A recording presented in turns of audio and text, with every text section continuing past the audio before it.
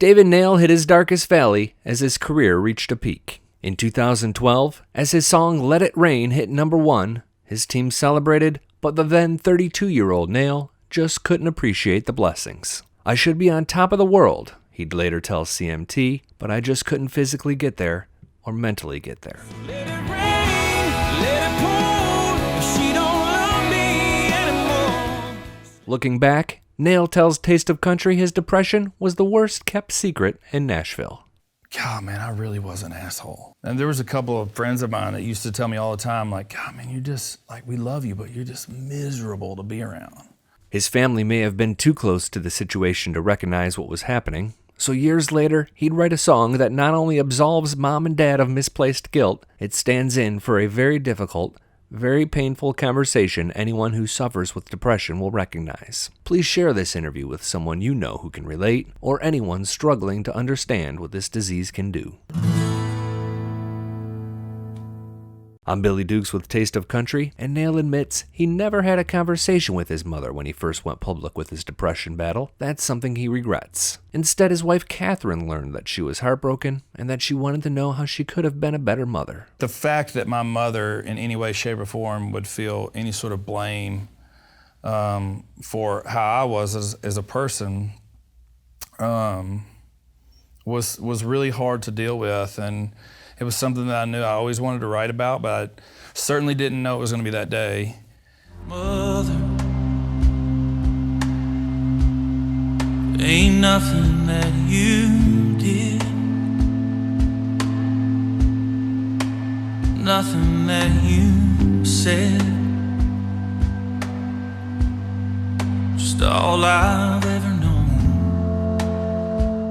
David's mother wasn't alone in not understanding what was happening. The now 40-year-old singer recalled that after a heavy conversation with his wife, he came home to find 20 books on the subject on his kitchen countertop. She wanted to read about it and figure it out, but that's not how it works, at least for him. I remember having to explain to her, hey, I don't even know what the hell's wrong with me, but it's not something that you put your finger on or that you can cure or that some book, and I've always said this, that book's written about somebody else. My book hadn't been written yet.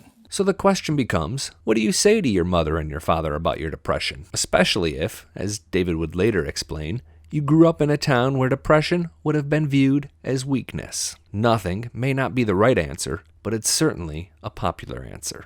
I think for me, especially, the hardest thing in my depression sort of battle was that there was no one moment that I could point back to.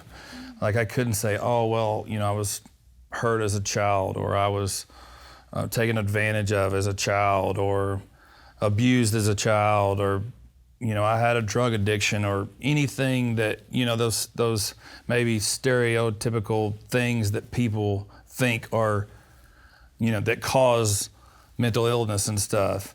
And they obviously can, but in my standpoint, there wasn't just that one concrete thing that I could point to. And I think that that's what took me so long to finally go public and kind of figure out what was going on is because I was just waiting and searching for this, revelation to come about where I could then go to somebody and say, okay, hey, this happened to me. How do I get past this? I just need to see the sun. Ain't so much about the weather,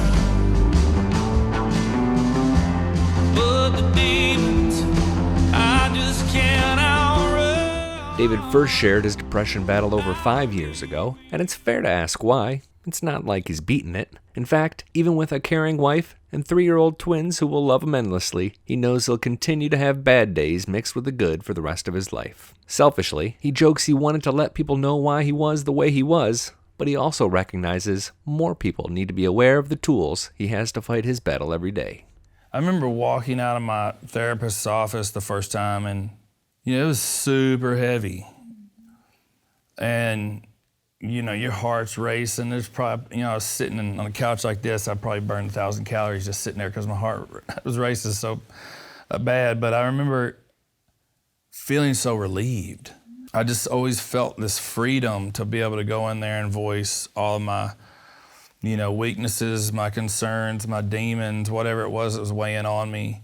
And as you grow more and more comfortable with that process and the person, it's amazing all the things that you dig up that you never really knew bothered you before. And I just felt this freedom. I felt lighter. I felt like I'd held so much of this stuff in. I was, in essence, a ticking time bomb. Find David's song, Oh Mother, on his digital-only EP of the same name at streaming providers. Click on the link in the corner or at the end of this video to watch a stirring performance of another song from that EP called Forgiveness. I'm Billy Dukes for Taste of Country. Leave a comment and let us know if you appreciate this kind of in-depth interview, and be sure to subscribe for more Taste of Country Unfiltered. I don't